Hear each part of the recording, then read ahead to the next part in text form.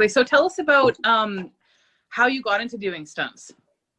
Well, long story short, I started doing gymnastics when I was 4.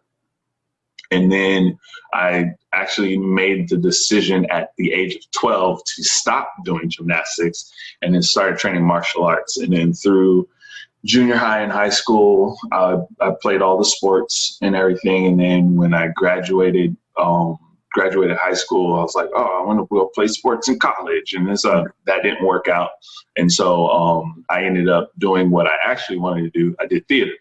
And so after college and getting my theater degree, I found a local group in Texas that were training stunts, because growing up, I thought like what Jackie Chan and Bruce Lee and them, what they were doing, that was acting. So I was just like, I already got the martial arts part. I got to figure out everything else. I already got the flipping and everything. So I just want to learn, like, you know, how to do it more like properly.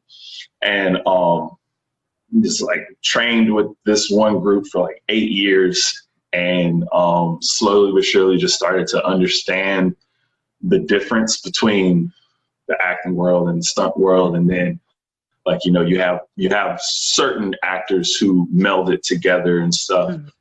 Scott Adkins, Michael Jai White, Marco Zaror, those guys are considered, like, you know, some of the top action actors. Tony Jaa, just those guys. I was just like, that's what I want to do. And then when my wife and I made the decision to move out of Texas to California, I was like, well, I have acting and I have stunt performing. I want to be able to do everything.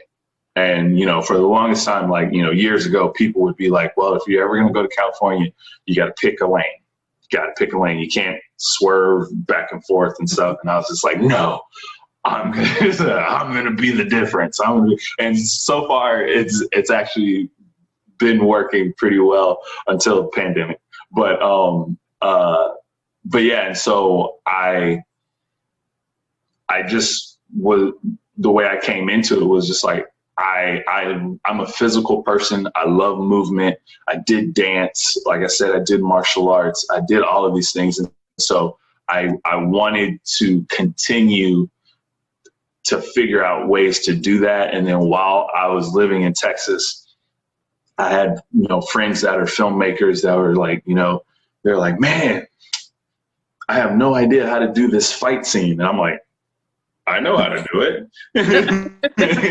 You know, even in college, there would be plays that we would be performing, and like I'm on stage running lines, and other people are running lines, and then, you know, another group is like running a little fight, a stage combat scene, and like they're just having a hard time trying to figure it out. And I was just like, I know how to do it. And they're just like, do you? And I'm like, yeah, check this out. And like at the time, I had no idea what I was doing, but it's just because it's, you know, it's one of those things where you think about it so much and you dream about it so much that you're just like, just give me a chance to see if I actually can do it. And if it's crap, I'll go back in my own corner and I'll figure out what I did wrong. But if it's good, then I'll just build off of that. Even if it's crap, you'll still build off of it. But if it's actually good, and I remember one guy had to throw a little shot to the stomach and then a shot to the face. And this is theater. And so you got to like do naps and like slap yourself while you're hitting the guy. It's almost like wrestling. Like, you know, you're going to slap and it's like, you know, make the own sound effects on your own body.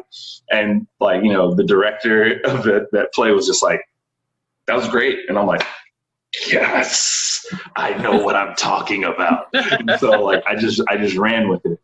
And so by the time I got out of college and I've already been working in the theater and doing fight choreography along with the theater director that I was working with, because he was like an amazing fight stage combat guy.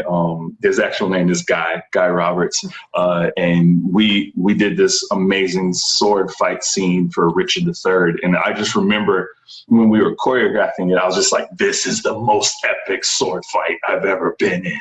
this is great. And then I just remember the way he choreographed it was like, I'm going to do this. What would you do? And I'm like, oh, I would do this. He's like, okay, then I'm going to do this to that. And what would you do to that? And I'm like, oh man. And it's like, and it literally is a dance. This is like, you have a partner. There's another, there's a quote, and it's like, you have a dance partner. You can't be doing the foxtrot when it's supposed to be the waltz. And so if you have your own thing going on, and it's not going to work out. And so like, you always, like, I pride myself in being a very good dance partner, in which I listen, I see what my partner can and can't do. And then it's like, just work with them. And so I just like built all these principles up through just like physical action, physical training. And then one day, I was like, yeah, I want to do more of this. I still want to do acting, but I want to do more of this because I'm really good at it. So I don't want to just be like, whatever, I'm done. And so when I came to California, I was like, I'm not closing any door. And I still say, I go, if someone wants to hire me to talk, I'll talk. If someone wants to hire me to kick and punch, I'll kick and punch. I go, I'd love to be hired to do both. And so, but yeah. And so, coming to California, a lot of people have said that I was a unicorn because I landed my first audition for a very big television show. Literally, I want to say it was the second week I lived in California. Like, got to California got to California on a Wednesday. Thursday, my agent said I had an audition on Monday. I still didn't have any clothes. Like, my wife and I were sleeping on an air mattress because this big 18-wheeler was traveling across the country with all of our stuff, and it hadn't been there yet. It hadn't got to California yet. I had to go to Target to buy audition clothes and everything. And so nailed the audition. And then I came to California with a purpose, and it was just like, meet the people who have been inspiring you since you were like crazy kid in Texas. And so like, I met those people. I had lunch with those people. And it wasn't like, hey, hire me. It was just like, no, I just want you guys to know that I'm here.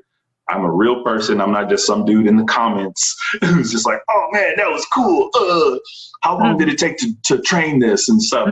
And so, but it was just one of those things where people do see the talent in you as long as you consistently work on it. And then one day I got a call from the fight coordinator, Vlad Rimberg, and he was just like, he was working on a completely different project. And this is well before he was even working on Lucifer. And he was just like, I'm working on this project. If I can get you on it, will you?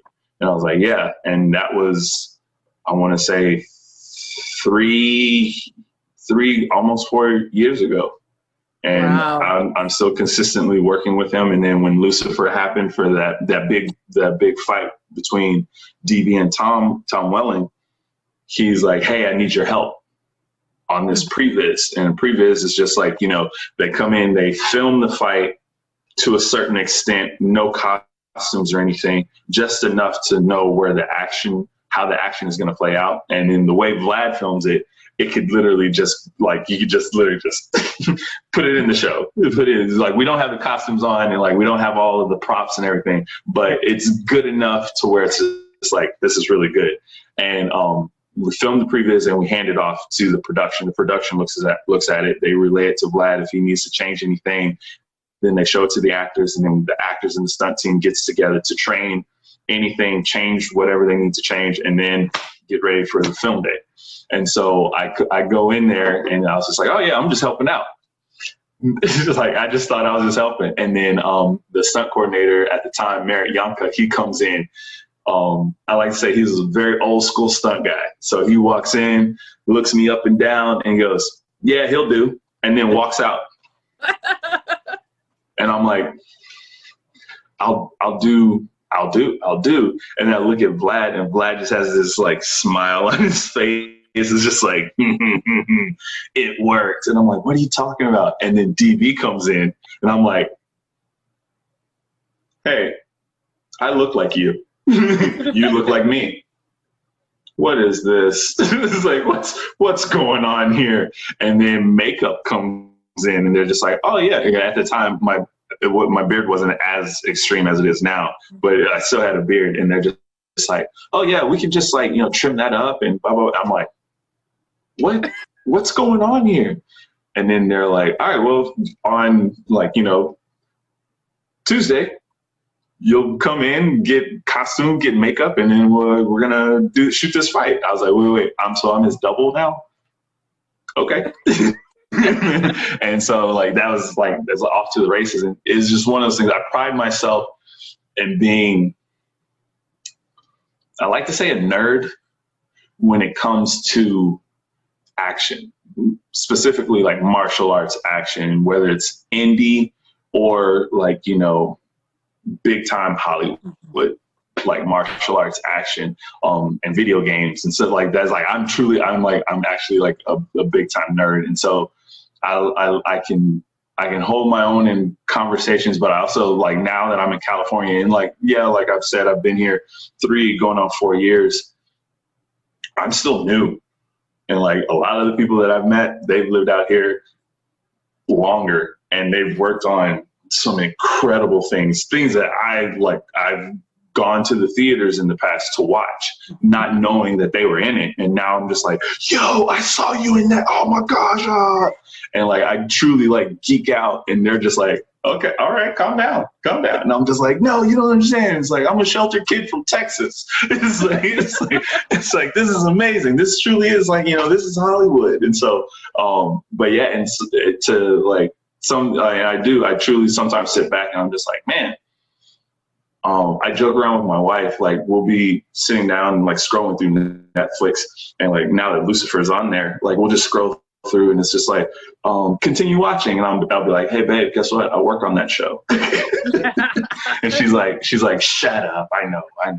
And so, but yeah, that's truly like how I got into the stunts, and like how I continue, just keep training, keep your skills sharp.